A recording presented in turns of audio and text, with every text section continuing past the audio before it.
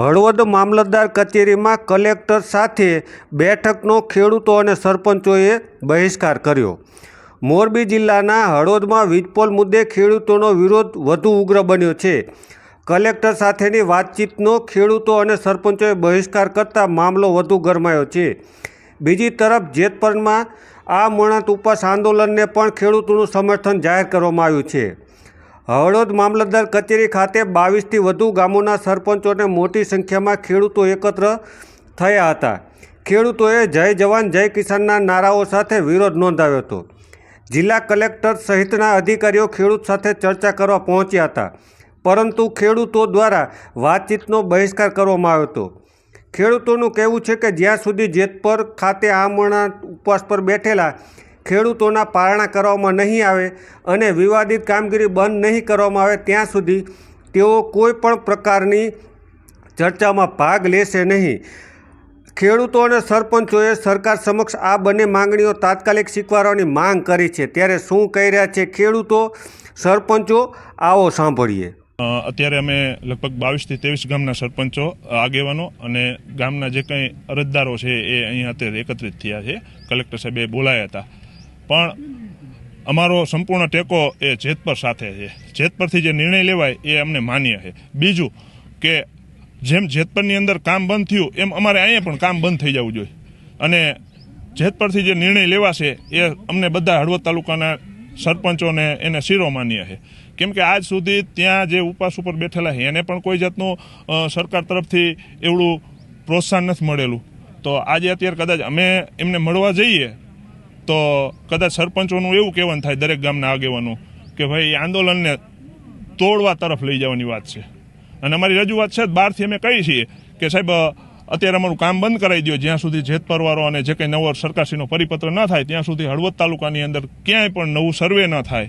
જ્યાં કામ ચાલુ છે અહીંયા કામ બંધ કરવામાં આવે, અને જ્યાં ક્યાંય કોઈ નાના મોટા છે એ દરેક વસ્તુ બંધ કરી અને અત્યારે કંપની પાસે સ્થગિત કરાવવાનું કરો, પછી જ બીજી વાત જે છે એ થશે।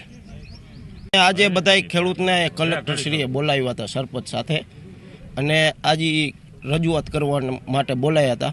પણ અમારા બધા ખેડૂતની એક જ માગ છે કે અમારું બધા ખેડૂતનું સંપૂર્ણપણે સમર્થન જેતપર સાથે છે। કાંઈ પણ તમારે અમારી સાથે વાત કરવી હોય તો જેતપરના અમારા જે ઉપવાસ આંદોલનમાં બેઠા છે ત્યાં આવીને જાહેરમાં રજૂઆત કરો। અમારે ગામમાં આવી રીતે અલગ અલગ થઈને અલગ અલગ મિટિંગ અમારે નથી કરવાની થતી। ખેડૂતનું સંપૂર્ણપણે એક સાથે અત્યારે અમારું આંદોલન હાલે એને સંપૂર્ણપણે અમારો ટેકો છે।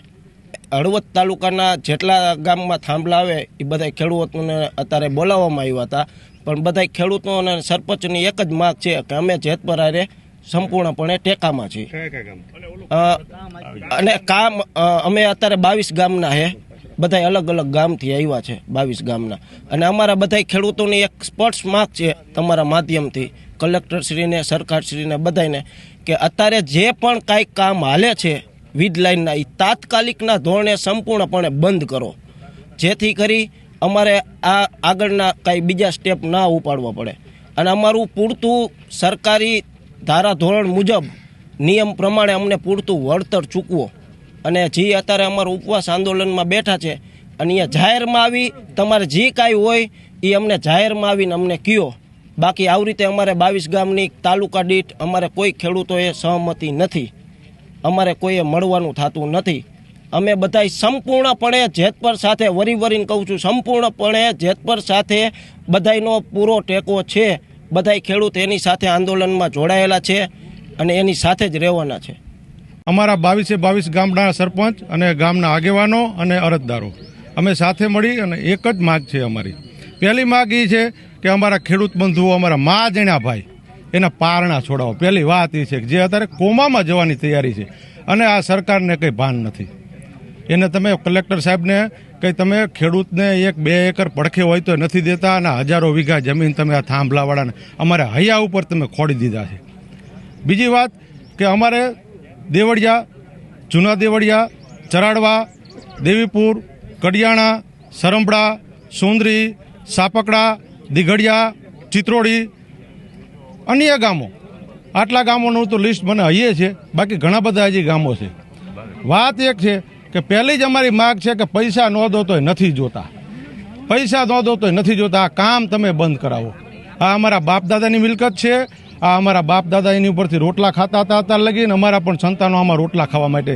અને અહીંયા આગળ બીજો પ્રશ્ન એ છે, પશુઓ એટલા મરી જાય છે, પંખીઓ એટલા મરી જાય છે, અમારા ખેડૂતો એટલા મરી જાય છે, આમને કોઈ કહેવાવાળું છે જ નહીં. એટલે સાહેબને કંઈ વારંવાર રજૂઆત કરી અમે કલેક્ટર ઓફિસમાં, અહીંયા જે આવે અહીંયા કોઈ સાંભળ્યા નથી, અહીંયા કોઈ અમને સાંભળ્યા નથી. બાકી પહેલું તો માધ્યમ આપના તમામ મીડિયાવાળા ભાઈઓને કહેવાનું છે કે તમે વધારે ને વધારે આ વિડીયોને અલગ અલગ જગ્યાએ ખેડૂતો સુધી, રાજ્ય સરકાર સુધી, મોદી સાહેબ સુધી પહોંચાડો. આ ખેડૂતના હૈયામાં તમે આ વેદના તમે સાંભળો. નકરા તમે 2-5 ઇન્ડસ્ટ્રીઝ એરિયાના વિસ્તારો જે તમારા માનીતા છે એને થોડાક તરછોડો. મહેરબાની.